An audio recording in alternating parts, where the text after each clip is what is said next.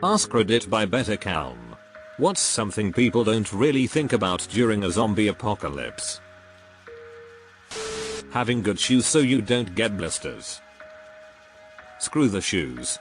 Get rollerblades and just fucking zoom. I'm always shocked in zombie movie shows that people forget bicycles exist. It's a relatively fast and quiet way to get around that no one uses. Also, easier to repair than cars, more motorcycles, easy to conceal when you're not using them, light enough to carry over around roadblocks and other obstacles, a lot of upside. Gasoline will go bad in a few years. This is the one that always cracks me up because so many shows, games, movies have these decked out zombie cars that probably get a nice 8 miles per gallon. Which, unless there's some groups mining oil, running a refinery, and selling gas, will be completely useless in 2-3 years. That most people will die from bad water and bad food. A lot of people be dying from dysentery. The smell. You haven't thought of the smell, you bitch. Most people will die of the virus in their beds with fever, home or hospital, at least at the start. So expect most zombies to be in pajamas, hospital gowns with their asses hanging out, or butt naked. Good point. I also feel like a lot of people would then die cause they'd not be able to take the zombies seriously dressed like that. At least the first few days. Dental hygiene will go out the window. I was watching The Walking Dead and that's what I thought about. I said I'd try to get as many toothbrushes and toothpaste as I can. How every scenario in which they think they'd do alright starts with them being ready. I imagine a whole lot of very capable people would just be sleeping in, and wake up to the sound of breaking glass and die in a minute. In the remake of Dawn of the Dead, I liked how Anna, the main character, is waking up and there's a zombie child attacking her and her husband and she has the sense to grab the keys to the car and run like hell, but she's in her pajamas and barefoot. This is how the few survivors are probably going to be. Woefully unprepared and scared as hell with no idea what's going on. The zombie hordes would eventually rot away. Their bodies are decomposing, so eventually their tendons and whatever would no longer be able to allow the undead to be mobile. Survivors just need to wait it out.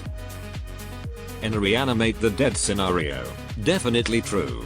What I wonder more about would be something like a mutated rabies that doesn't actively kill the host, but pushes them to base level instincts of aggression, food, and water. We could stop all this zombie apocalypse nonsense if we'd simply tie the shoelaces together on folks before we bury them. That's a good point. And zip tie their hands to stop the biters from crawling. The ideas that you come up with, the places you think about going to, are probably the same exact thoughts that countless other people have as well. Yeah, I'm just going to bunker down at the nearest Walmart and hold the place to myself. No you won't, because country boy Terry already laid claim to the place and is gonna pick you off with his firearms if he sees you encroaching on his territory. Or likely there will already be a massive crowd of zombies waiting for you when you get there. Just returned from Walmart, can confirm. It has started. Zombies already there. Play a game like Zomboid and your first few days if not weeks is built around hardcore survival, scavenging and discipline via trying to reserve and avoid wasting supplies. But after you've settled, and built something to last, and have your needs met, what then? Like The Walking Dead, it becomes painfully less about the zombies by some point and more of the everything after survival. The eternal nothing. Yeah, nobody talks about how boring the apocalypse would be. Zomboid gets it right. You being alone in this massive area, nothing to do but hone skills in carpentry, mechanics and bushcraft. Dental problems occur. Imagine having braces on when the apocalypse starts and never being able to safely take them off. Cover your skin. A full face helmet and Kevlar jacket pants would pretty much make you zombie proof. Even a welder's leather jacket or a carpenter's apron could help. How an icy steep hill could work against zombies. Until you lose your footing and slide down into a pack of zombies. The lack of sleep. Real, actually peaceful sleep. Between zombies and the people taking advantage of the lack of order, real beneficial sleep will be almost impossible the first few years. Edit. Wow. Didn't expect this. Thanks everyone. Imagine the first month sleeping 4-5 hours per night, really light sleep.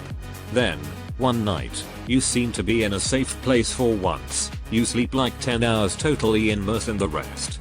When you wake up you have those 2 minutes we all have experienced where you don't know what day is it, what is happening with your life or what are you supposed to do. And then you remember everything that happened in a fraction of a second. The deaths, the apocalypse, the distress, your situation, the ones you've lost or don't know nothing about. Just imagine how would that make you feel. Brains, just why are they so delicious?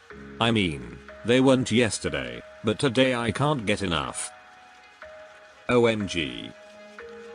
I just saw a video about this. In the original Night of the Living Dead movies, it was discovered that shooting zombies in the brain seemed to stop re-kill them. In Return of the Living Dead, they came up with the idea that zombies eat brains. One of the zombie corpses explained that eating brains made the pain go away.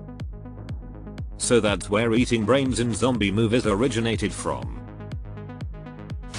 Mosquitoes and ticks could be a real big problem as animals are also affected by the zombie virus. Oh, zombie mosquitoes. That sounds like a B-movie waiting to happen. 100% would watch. Increased risk of infections other than the one where you become a zombie. I mean, you never see people in those movies get gangrene or tetanus despite being exceptionally dirty and likely not up to date on their shots. Your work will still ask if you're available to come in. Tom just got bit yesterday and we don't have anyone to cover his shift. Hey Tom, it's Bob, from the office down the hall. It's good to see you, buddy. How've you been? Things have been okay for me, except that I'm a zombie now. I really wish you'd let us in. I think I speak for all of us when I say I understand why you folks might hesitate to submit to our demand. But here's and for your information. You're all gonna die screaming. We're not unreasonable. I mean, no one's gonna eat your eyes. All we wanna do is eat your brains. We're at an impasse here. Maybe we should compromise. If you open up the doors, we'll all come inside and eat your brains. Jonathan Coton, your brains. The banks still want their quarterly fees.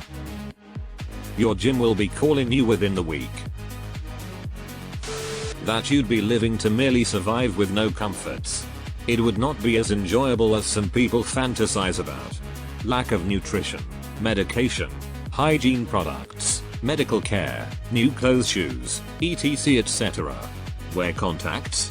Good luck finding saline solution or getting more. Or you take them out to sleep and get attacked meanwhile.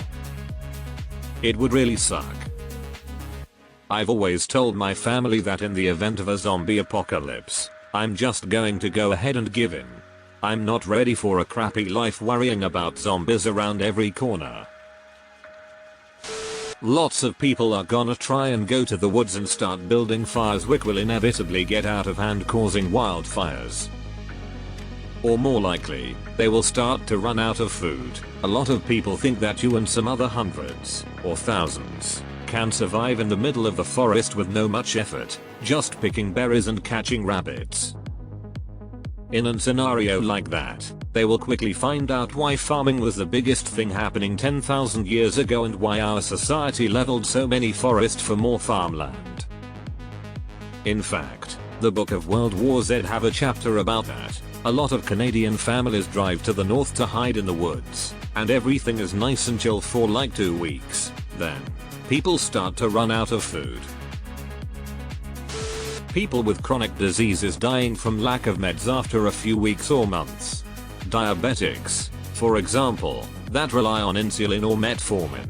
I'm type 2, not sure how long I'd last without metformin and a variety of food choices that allow me to eat and keep my blood sugar in control. Months? A couple years? I have a very heavy prescription on my glasses and always thought about this. If I broke them, I'd be sole. Gasoline goes bad if it just sits with no additives. You'd only realistically be able to drive a car for the first year or so. After that you're walking, sucks, or riding a horse, can get killed. I'd like to see a zombie movie where people remember bicycles exist. First episode TWD Rick ride a bicycle. The demand for wood chippers would skyrocket. This is how I think. Kill zombies on an industrial scale. Have sirens to make noise and attract them. Funnel them into narrow chutes, right into the whisper chippers TM. Drinking water. All lakes and rivers are possible infected during apocalypse. How long can human live without drinking water? You can easily boil or distill. Zombie farts. Like they are filling up with noxious gases, cramming meat down their throats which would begin decomp. An entire group of zombies will be alternating between whale explosion level farts and enchipital diarrhea when the chunky bits work their way through. In other words, the bathrooms at the fairgrounds when someone cooked questionably fresh meat on a stick. Edit. Clarifying this is not digestion but merely filling up a whoopee cushion with meat and waiting until the pressure builds up to critical mass. That's enough Reddit for today. Someone needs to remember to bring a can opener. My kids can't be quiet for 10 seconds. We'd be dead within a week.